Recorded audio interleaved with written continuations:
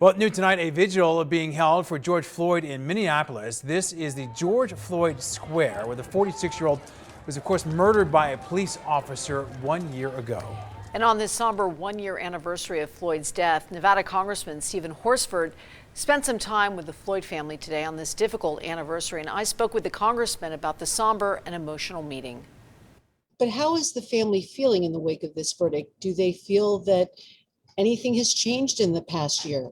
Well, sadly, hundreds of other people have died and been shot and killed by law enforcement since George Floyd was murdered. And while the conviction of Derek Chauvin was one step, we still have to complete that process with the sentencing.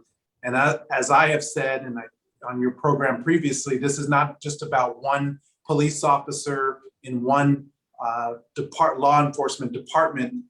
This is about an issue that is a systemic problem across the country, and it's why we need to pass the George Floyd Justice and Policing Act. I know you don't want to rush it, but right now, I could imagine under this president, this would be something that you would want to get finished and done. Absolutely. Well, President Biden had set today, in fact, for Congress to act, and the House did act. And there is progress in the negotiation. And it's my understanding that additional statements have been made by the Senate today committing to this package getting done as quickly as possible.